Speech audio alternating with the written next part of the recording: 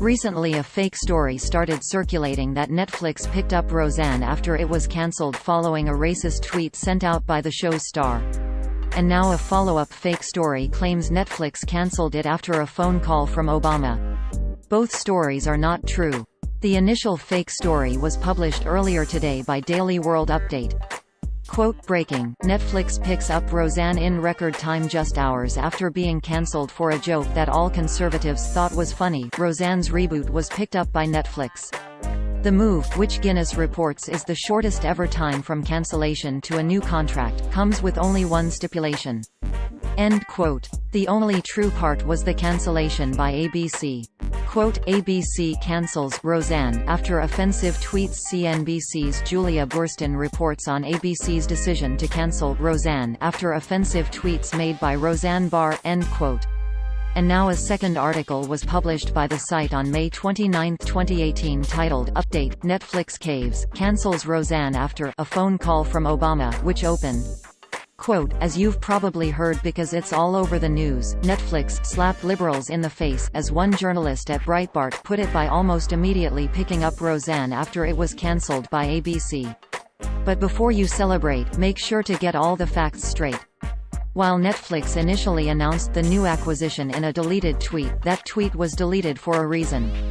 According to Jason Scott, a manager at the streaming giant, the plan to pick up Roseanne was a good idea, but it was scrapped almost immediately after a phone call from Obama. Scott says that Netflix president Thomas Williams received a phone call from the former president almost as soon as the tweet went out, urging him to change his mind. And change his mind he did.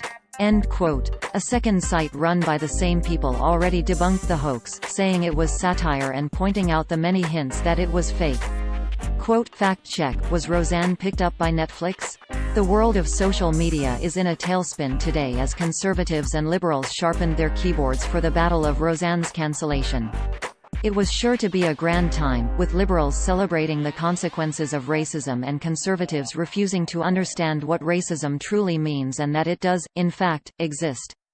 End quote. That story ended with a paragraph critical of Snopes, with whom the owner of the site has a long-standing disagreement.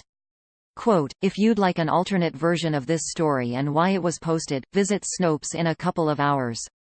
They'll have yet another hit piece about what fakey fake news this is without bothering to mention things like the links, categories or author. They get far more shares if we're monsters and not satirists with a purpose. End quote. The site Daily World Update comes with a clear satire disclaimer at the bottom of each article. Quote, satire _sati rant use of humor, irony, exaggeration, or ridicule to expose and criticize people's stupidity or vices, particularly in the context of contemporary politics and other topical issues. If you disagree with the definition of satire or have decided it is synonymous with comedy, you should really just move along. End quote. The owner and main writer of the site is self-professed liberal troll Christopher Blair, a man from Maine who has made it his full-time job to troll gullible conservatives and Trump supporters into liking and sharing his articles. He runs several other websites, including patriotpost.us, dailyworldupdate.us and nofakenewsonline.us. Sometimes he is also known under his nickname, Bust a Troll. A second man working on the sites is John Prager, as revealed in this earlier story we wrote. Articles from Blair's sites frequently get copied by real fake news sites who often omit the satire disclaimer and any other hints the stories are fake. Blair has tried to get these sites shut down in the past, but new ones keep cropping up and he keeps knocking them down. If you see one of his stories on a site that does not contain a satire disclaimer, assume it is fake news. If you do see the satire disclaimer, it is of course also fake news. We wrote about dailyworldupdate.us before. Here are our most recent articles that mention the site. Fake news, George H. W. Bush not dead after overdosing on wife Barbara's pills. Fake news, Obama not caught smuggling booze, drugs and underage girls into enemy territory.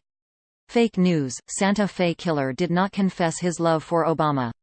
Newest site from Ghana, Fake News Network copies Christopher Blair's footer. Fake news, Michelle Wolf's vulgar jokes did not just cost her $4 million.